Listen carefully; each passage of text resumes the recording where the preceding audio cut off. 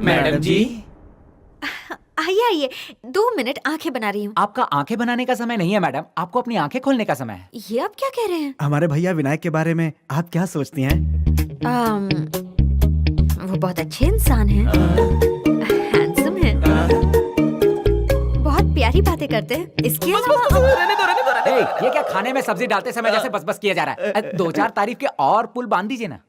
क्या बोलूं? आप अपने दिल में अपने प्यार को इस तरह दबाकर कब तक रखेंगे? अपने दिल को बिंदास ओपन ओपन ओपन ओपन करके बोल दीजिए।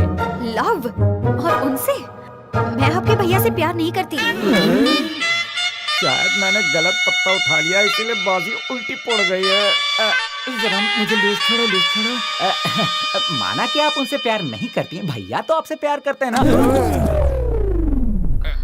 वर्कआउट वर्कआउट वर्कआउट हो रहा है यार, देखो।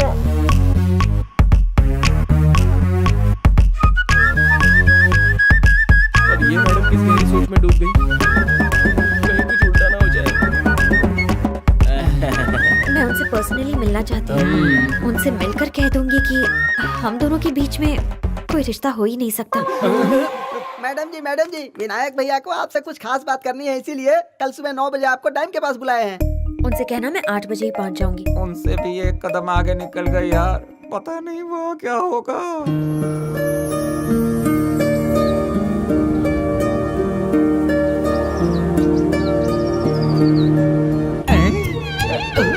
जरा उन दोनों को देखो, उन दोनों के बीच मीलों के फासलों की तरह एक दूसरे से दूर दूर खड़े हैं। और इधर तुम लोग को देखो, किसी घटिया फिल्म के घटिया हीरो हीरोइन की तरह एक दूसरे से चिपक कर बैठे हुए हो। चलो हटो हटो हटो हटो हटो। देखिए आप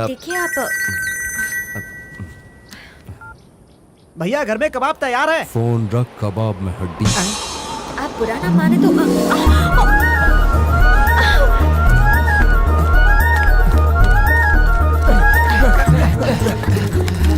इस वक्त कौन सी रेस दौड़ रहे हैं? अभी तो ये दुपट्टा पकड़ो रेस में भागना शुरू किया है। इसके बाद देखना साड़ी, सलवार, घाघरा चोली पकड़ने के लिए कितनी लंबी रेस लगाएंगे।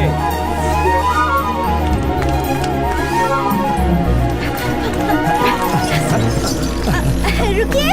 अरे चाचा सुनिए, वो दुपट्टा इधर दीजिए। आओ दुपट्टा चाहिए तो मुझे पकड़ो।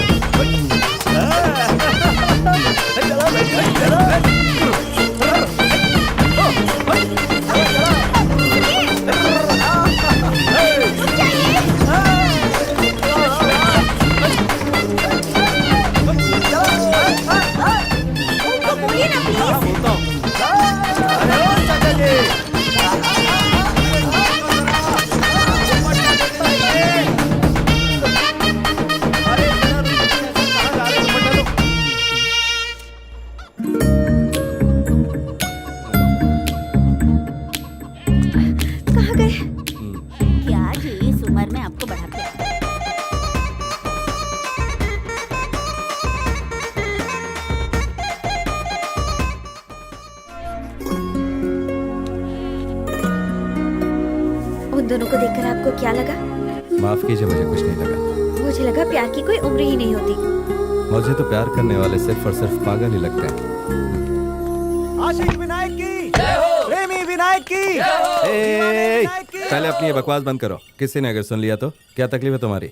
आपने कहा था कि मैं शान से उस लड़की को रिजेक्ट करके आऊंगा। ये कहता है कि आप उसे रिजेक्ट नहीं कर पाएंगे। हमसे चैलेंज कर रहा है ये भैया। मारे कैसे? भैया आपको कोई खुशी का रास्ता मिला कि नहीं? मैं वहाँ पर गया, पहुँच कर बोलने ही वाला था, जोर की हवा चली और उसका दुपट्टा उड़ गया। उसे पकड़ने हम पीछे भागे। कल सुबह 9 बजे मैं उस लड़की से मिलने वाला हूँ। वहाँ मंदिर में रिजेक्ट कर दिया। ये क्या होगा? अब क्या कल सुबह शार्प 6 बजे का अलार्म लगाकर भैया को घर से निकलने ना दिया जाए, ऐसा हमें करना ही पड़ेगा। सुबह 6 बजे का अलार्म लगाने के लिए बोला था ना? रात को इतना थक गया था कि बिना अलार्म लगाए सो गया। 9 बजे थे लेकिन ऐसा लग रहा था 6 बजे। भैया का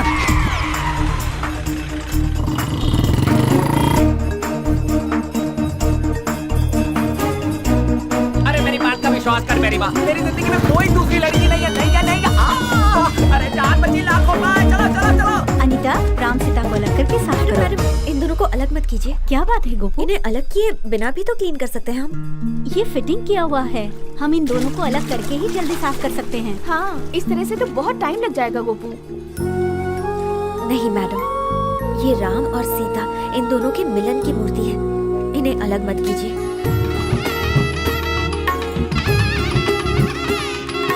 वक्त लगेगा तो कोई बात नहीं, मैं साफ कर दूंगी।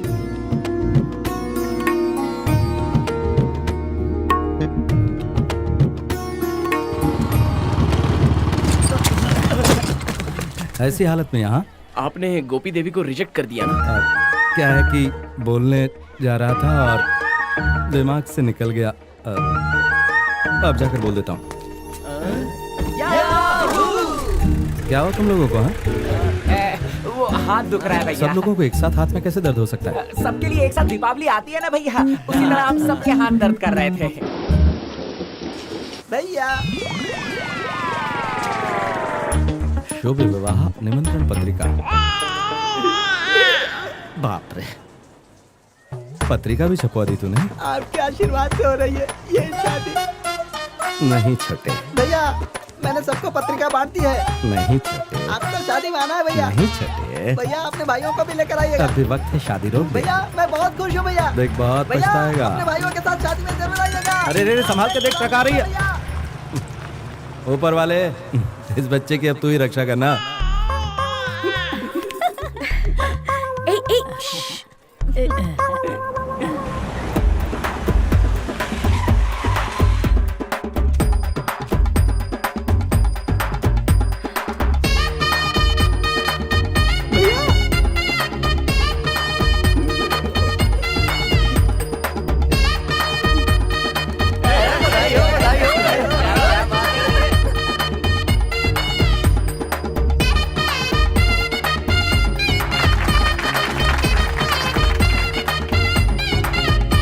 क्या बात है दूल्हे राजा। ये लो। ये क्या है भैया? मैंने मार्केट में एक दुकान तेरे नाम कर दी है। तू कल तक एक नौकर हुआ करता था, आज से तो उसका मालिक है। भैया बेटा क्या कर रहा है? सुबह शाम आप मुझे छोटे इधर आ, छोटे ये कर कह के बुलाते रहते थे, लेकिन आपने मुझसे वो हक छीन लिया। लेकिन मैं अपने दिल को कैसे समझाऊंगा?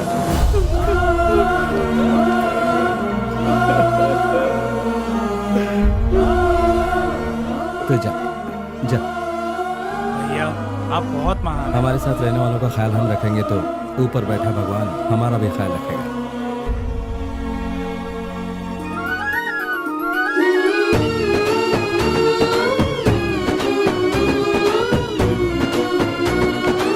चलो बैठो बैठो बैठो।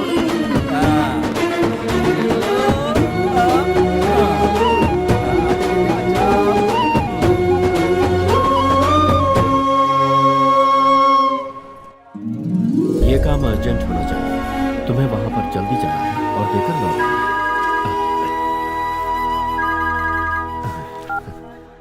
बोलो बेटी। डिस्टर्ब तो नहीं किया ना आपको?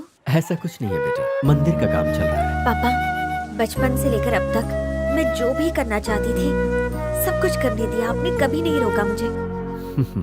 लेकिन जैसा तय हुआ था, आप ही मेरी शादी का फैसला करेंगे। पापा, यहाँ मुझे कोई पसंद आ गया है। पापा, आपको जैसे दामाद की उम्मीद थी वो बिल्कुल वैसा ही है। मुझे पूरा यकीन है कि वो आपको बहुत पसंद आएगा। उसने मेरे दिल को छू लिया है पापा। आप हाँ कहेंगे तो मुझे खुशी होगी पापा। संसार की पहली लड़की होगी तुम जो प्यार करने से पहले अपने पापा से पूछ रही हो। उसे मेरे पास ले आओ, मैं उससे मिलना चाहता हूँ। मैं उसे जरूर आपसे मिलाऊंगी। क्या बात है, जैसे लड़कियां अपनी सहेलियों के साथ रहती हैं उसी तरह आप हमें जीप में दोस्त बना कर ले जा रहे हैं। क्या बात है, आपने गाड़ी यहाँ क्यों रोक दी भैया? ये तो गोपी देवी है। उसने मुझे आज यहाँ बुलाया है, कुछ खास बात करना चाहती है। चलो बहुत ही अच्छी बात है, उसके साथ का सारा खेल ही खत्म कर देता हूँ। अभी क्या करें? अब तो भगवान ही कुछ करेंगे।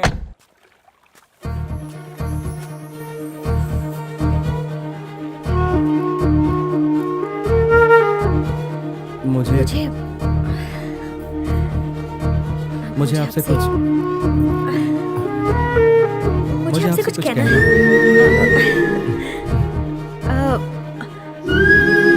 बुरा न माने तो आपसे कुछ कहूँ? कोई बात नहीं, कह दीजिए।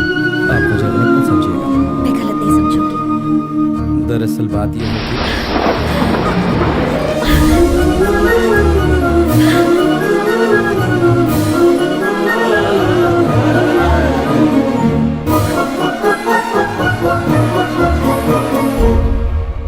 आपसे मोहब्बत है मुझे। और आपको?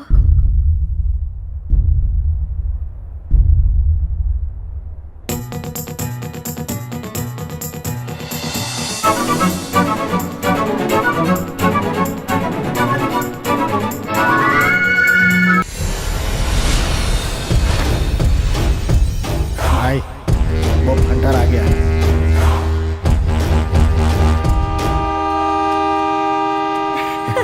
भैया भाभी को साथ में दुल्हन बना कर ही लाना। ठीक है, तुम लोग अब जाओ। गाड़ी छूट जाए फिर हम चले जाएंगे भैया। ए, तुमसे कहा ना जाओ। अरे गाड़ी छूट जाने तो हम चले जाएंगे। तुम लोग पीछे पीछे क्यों आ रहे हो? जल्दी आ जाओ। अरे जल्दी आओ भैया, इस लड़की से मैं प्यार करता हूँ। क्या कहा तूने? लव? भैया अरे आजा आजा आजा। भैया मैं भी इससे प्यार करता हूँ। ए, तू भी क्या? भैया मैं इससे प्यार करता हूँ। अनीता, तू भी? अच्छा है। भैया आप और भाभी कहने के बाद हमारी भी शादी करवा देना। कितने बदमाश हैं। कुछ ही दिनों में इन्हें प्यार भी हो गया, देखा? क्यों, तुम्हें प्यार नहीं हुआ?